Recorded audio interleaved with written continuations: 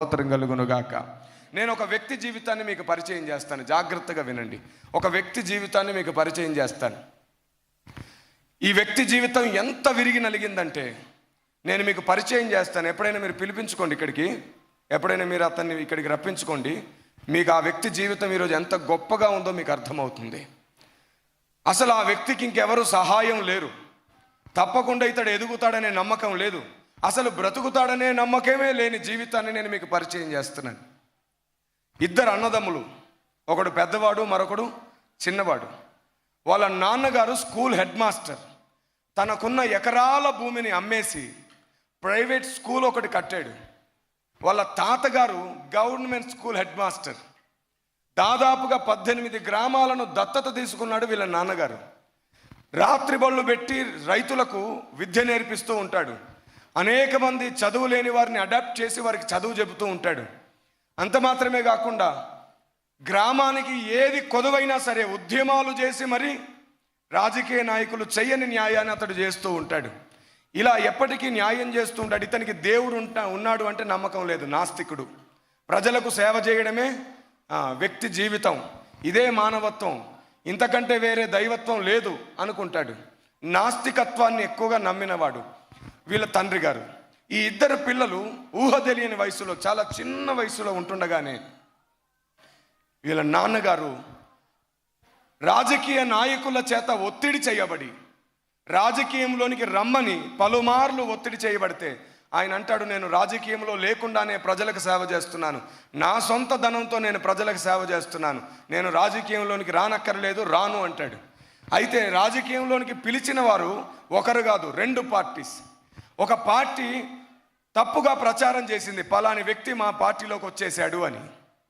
అందుకని అంతకుముందు పిలిచిన పార్టీ వారు, ఇతడు ఒకవేళ ఆ మండలంలో ఈ పార్టీలోకి వెళ్తే మనకు డిపాజిట్లు దక్కవు, 18 గ్రామాలు ఇతన్ని ప్రేమిస్తున్నాయి, 18 గ్రామాల్లో ఇతని మాట వింటారు అని చెప్పి ఏం చేశారో తెలుసా? ఇతని మీద నింద మోపడం ప్రారంభించారు, ఇతన్ని అవమానించడం ప్రారంభించారు. రాజకీయాల్లో జరిగేది అదే కదా. ఒకరిని గెలవకుండా ఉండాలంటే, ఒకడికి ఓట్లు పడకుండా ఉండాలంటే చేసేది ఏమిటి? ఫస్ట్ ఆఫ్ ఆల్ వాడు తప్పు, వాడు రైట్ కాదు. ఇప్పుడు కుక్క ఉందండి, కుక్కను కొట్టి చంపాలంటే చాలామంది ఏమంటారు, ఎందుకు కొట్టి చంపాలి, అది బాగానే ఉంది కదా అని అంటారు. అదే కుక్క పిచ్చి కుక్క అని ఒకవేళ వార్త పుట్టిస్తే ఖచ్చితంగా ప్రతి ఒక్కడు కొట్టి చంపుతాడు. ఇదే సూత్రాన్ని ఫాలో అవుతుంది ప్రస్తుతం సమాజం.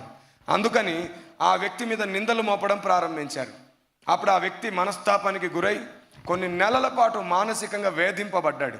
ఇదేమిటి, నేను ప్రజలకు ఇంత మేలు చేస్తే ఈ ప్రజలే నా గురించి ఇంత చెడ్డగా మాట్లాడుతున్నారు ఏమిటి అని బాధపడుతూ ఉంటే ఒక మాజీ నక్సలైట్ అతనికి పరిచయం అయ్యాడు. ఒక నక్సలిజం అతని మనసులోకి వచ్చేసింది, వారి సిద్ధాంతాలు అతని మనసులోకి వచ్చాయి. నాలా బాధపడే వేల మందిని నేను కాపాడాలి, తప్పకుండా ఈ సమాజంలో ఉన్నటువంటి ఈ నాయకత్వ వ్యవస్థను నేను రూపుమార్పి అందరికీ న్యాయాన్ని తీసుకొని రావాలనుకున్నాడు. నక్సలేట్గా మారిపోయాడు. ఈ ఇద్దరు పిల్లల్ని విడిచిపెట్టి తండ్రి నక్సలేట్ అయిపోయాడు. తండ్రి నక్సలేట్ అయిపోయిన ఒకే ఒక్క సంవత్సరానికి తల్లి కూడా నక్సలేట్ అయిపోయింది. ఈ ఇద్దరు పిల్లల్ని బంధువులకు అప్పగించి వెళ్ళిపోయారు. తల్లి తన తల్లికి అప్పగించి వెళ్ళిపోయింది. అంటే ఎవరికి అప్పగించింది? అమ్మమ్మ గారికి అప్పగించి వెళ్ళిపోయింది. వాళ్ళ ఇంట్లో కొన్నాళ్ళు వారు బాగానే ఉన్నారు. కానీ వాళ్ళ ఇంట్లో ఒక ఆవిడ ఉండేది, వారి చిన్నమ్మ. వాళ్ళిద్దరి పిల్లలకు ఒక చిన్నమ్మ ఉండేది.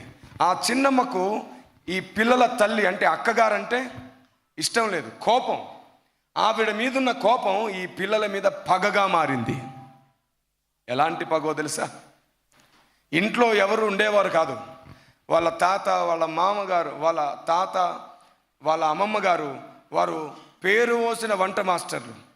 అందుకని వారిని స్కూల్స్, కాలేజెస్ వారు తీసుకొని వెళ్ళిపోయేవారు. నెలలు నెలలు నెలలు వారు అక్కడే ఉండిపోయేవారు. ఈవిడ చేతిలో 2 పిల్లలు ఉండేవారు. ఏం జరిగేదో తెలుసా పాపం వారి జీవితంలో? ఏదైనా పని చెప్పిన వెంటనే చేయకపోతే ఆ పెద్దవాడిని కళ్ళల్లో మిరపకాయ తుంచి పెట్టేసేది ఈవిడ. కొన్నిసార్లు కాలుతున్న కర్రను పెట్టి చురుకంటిచ్చేసేది. కొన్నిసార్లు వేడి వేడి నూనె చిమ్మేది. కొన్నిసార్లు వాడు చెప్పిన పని వినట్లేదని చెప్పి కళ్ళల్లో జెండు బాంబు పెట్టేసేది. పిల్లలు బోర్మని ఏడ్చేవాళ్ళు, పట్టించుకునేవారు లేరు. వారు పెట్టిన చురుకులు పుండ్లుగా మారి జ్వరం వస్తే దగ్గరికి తీసుకోవడానికి తల్లి లేదు, తండ్రి లేడు. ఎన్నోసార్లు మనకు దెబ్బ తగిలితే ఫస్ట్ ఎవరు గుర్తుకొస్తారు? అమ్మ దగ్గరుంటే బాగుండు, నాన్న దగ్గరుంటే బాగుండు అనిపిస్తుంది. సరి అయిన రుచి అయిన భోజనం కూడా పెట్టేవాళ్ళు కాదు. పడుకుంటే నిద్ర లేపడం బిగ్గరగా కర్రతో కొట్టి లేపేవారు. ఉలిక్కిపడి ఏడుస్తూ బయటికి వచ్చేవారు వాళ్ళు. ఉదయం నుండి సాయంత్రం వరకు ఏదో ఒక పని చెబుతూనే ఉండేది. అక్క మీద ఉన్న కోపం పిల్లల మీద పగగా మారింది. ఆమెకు సహనం తక్కువ. ఏ పని డిలే అయినా సరే కొట్టేది ఆ పిల్లల్ని. ఏ పని. ఒకరోజు పెద్దవాడికి భయంకరంగా జ్వరం వచ్చింది. భయంకరమైన జ్వరంతో ఉన్నాడు పెద్దవాడు. వాడు ఏ పని చేయలేకపోయాడు. వాడిని ఆ రోజు విపరీతంగా కొట్టి రాత్రి ఇంట్లోంచి బయటికి నెట్టేసింది. చెప్పిన పని ఏది చేయలేదు అని. వాడు కిటికీ దగ్గర నిలుచుండి ఏడుస్తున్నాడు. చిన్నమ్మా, నన్ను లోనికి రానివ్వు, విపరీతమైన చలితో బాధపడుతున్నాను అని గడగడ గడగడ వణుకుతూ ఏడుస్తున్నాడు. రేయ్, నీవు బిగ్గరగా ఏడ్చావా? నీ శబ్దం పక్క ఇంటి వారికి కానీ వినబడిందా? జాగ్రత్త అని వారి తమ్ముణ్ణి ఇంట్లో పడుకోబెట్టేసి వాడి పీక మీద కాలు పెట్టేసింది. వాడి గొంతు మీద కాలు పెట్టేసింది. నీవు కానీ ఏడ్చావా వీడి సస్తాడు, జాగ్రత్త. వాడు ఏం చెయ్యాలో తెలియక పెద్దవాడు కుమిలిపోతూ తనలో తాను ఏడ్చుకుంటూ, పక్కనే వారు పెంచుకునే కుక్కలు ఉండేవి పాడుబడ్డ బాత్రూంలో.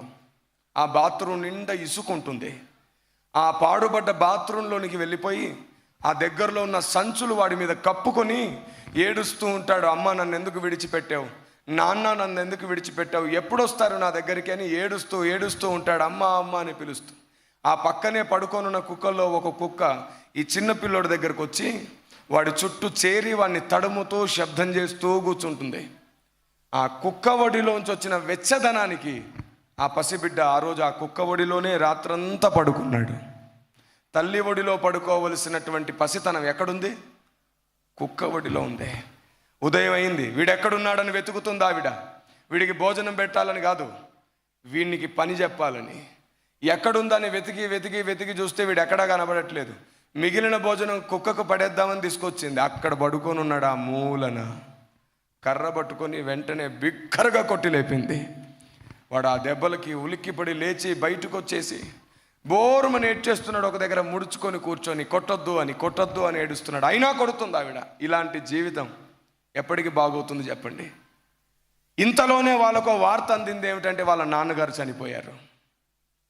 చివరిసారికి కూడా వాళ్ళ నాన్నగారిని చూడడం కుదరలేదు. వాళ్ళ నాన్నగారు చనిపోయినాక ఓ సంవత్సరం కాలం తర్వాత వాళ్ళ అమ్మగారు లొంగిపోయారు. ఆవిడని జైల్లో పెట్టారు. అమ్మను చూడాలనే తపన వీరిలో ఎక్కువగా ఉంది, కానీ చూపించేవారు ఎవరు లేరు. ఇలాంటి వ్యక్తి జీవితాన్ని దేవుడు చూశాడు. సమస్త సృష్టిని చేసిన దేవుడు చూశాడు. ఒక రాత్రి వీడు పడుకోనుంటే డైరెక్ట్గా నేరుగా పేరు పెట్టి పిలిచాడు దేవుడు. స్వరం నేరుగా అతన్ని దర్శించింది. ప్రతిసారి ఒకే మాట అతనికి వినబడుతుంది. నేను నీకున్నాను, నీవు నా సేవకుడవు, నేను నిన్ను ఉపేక్షింపక ఏర్పరచుకున్నాను, నేనే నీ తండ్రిని, నేనే నీ తల్లిని. అతడు ఎప్పుడు స్వరం విన్నా సరే అదే స్వరం వినబడుతుంది అతడికి. ఉలిక్కిపడి లేస్తున్నాడు, చుట్టూ అంతా చూస్తున్నాడు. ఆ స్వరం వింటే అతని ఒంటి నిండా ధైర్యం వచ్చేస్తుంది, అతని మనసు నిండా గొప్ప బలం కలుగుతుంది. ఎవరో నన్ను చాలా ఎక్కువగా ప్రేమించేవారు పిలిచినట్లుంది అనిపిస్తుంది. కానీ ఎటు చూసినా ఏ వ్యక్తి కనబడట్లేదు. కాలం అలా గడుస్తూ ఉంది. అప్పుడప్పుడు ఆ స్వరం అతన్ని దర్శిస్తూనే ఉంది. ఒకరోజు ఇతడు ఇంటి బయట కూర్చొని బాధపడుతున్నాడు, ఎప్పుడొస్తుంది మా అమ్మ అని. అంతలో ఒక అతను కొన్ని పేపర్స్ పంచుతూ ఆ వీధిలో కనబడుతున్నాడు. అతడు కొన్ని మాటలు మాట్లాడుతున్నాడు. అతడు ఏం మాట్లాడుతున్నాడో ఆ మాటలకు అనుకూలంగా ఇతడికి స్వరం వినబడిన స్వరంలోని కొన్ని మాటలు అతని మాటల్లో కూడా వినబడుతున్నాయి. వెంటనే ఇతడు పరిగెత్తుకుంటూ పోయి అతని దగ్గరికి వెళ్ళాడు. నువ్వు మాట్లాడుతున్న మాటలు లాంటి మాటలే నాకు వినబడుతున్నాయి, నాకు ఒకసారి దాని అర్థం ఏమిటో చెబుతావా అని అడిగాడు. ఏమిటి బాబు, ఏమిటి ఆ మాటలు అంటే, నేను రాసి పెట్టుకున్నాను చూపిస్తానని పరిగెత్తుకుంటూ వెళ్ళి ఓ చిన్న పేపర్ ముక్క తీసుకొచ్చాడు.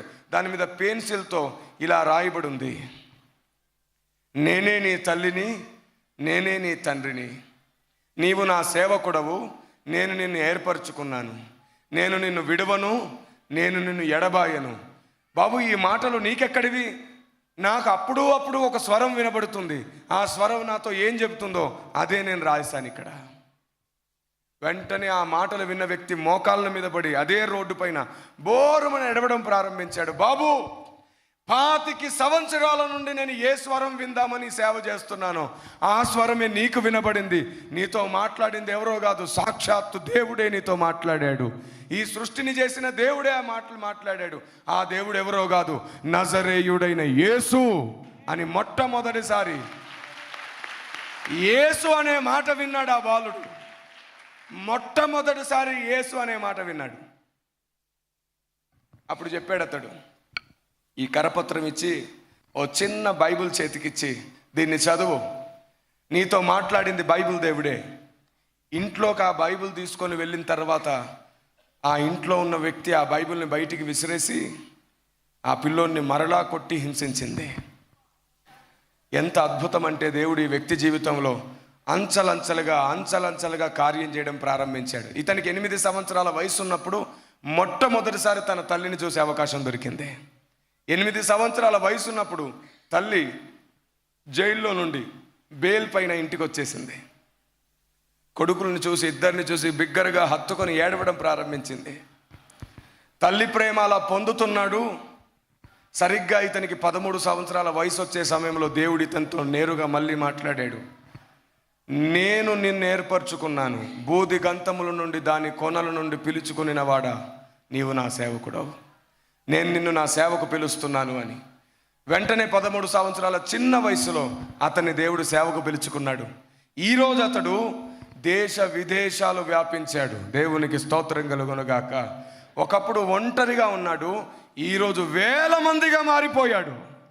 ఒకప్పుడు తినడానికి సరిగ్గా ఏమీ లేదు, ఈరోజు 1000 మందికి పెట్టేవాడయ్యాడు. నేను ఆ వ్యక్తి పేరు మీకు పరిచయం చేస్తాను. తప్పకుండా ఇంకొకసారి మీరు ఆ వ్యక్తిని పిలిపించుకోండి. ఆ వ్యక్తితో చెప్పండి, అన్న మీ సాక్ష్యం విన్నప్పుడు మాకు ఒకటి అర్థమైంది, ఏమీ లేకుండానే దేవుని కొరకు ఇన్ని చేస్తున్నావే. తల్లి ఉంది నాకు, తండ్రి ఉన్నారు, నాకు అన్నదమ్ములు ఉన్నారు, బంధువులు ఉన్నారు, స్నేహితులు ఉన్నారు, ఆస్తిపాస్తులు ఉన్నాయి, ఇన్ని ఉన్నాయి. మేము తలుచుకుంటే దేవుని కొరకు ఎంత చేయగలమో మాకు అర్థమయ్యింది. నిన్నే దేవుడు వాడుకుంటే నన్ను కూడా దేవుడు వాడుకుంటాడని నాకు అర్థమైంది. కానీ వాడబడాలి అంటే మనసు విరిగి నలగాలని, విరిగి నలిగితేనే ఆయన అర్థమవుతాడని నీ జీవితాన్ని చూస్తే అర్థమైంది అని దేవుణ్ణి స్తుతించండి ఖచ్చితంగా. ఒకప్పుడు కుక్క ఒడిలో పడుకున్న దౌర్భాగ్యుడు ఇప్పుడు దేవుని ఒడిలో ఉండి అధికారికంగా వాడబడుతున్న మహాద్భాగ్యుడు ఎవరో కాదు, ఇదిగో మీ ముందు నిలబడి వాక్యం చెబుతున్నాడు. దేవునికి స్తోత్రం కలుగునుగాక. ఆమేన్.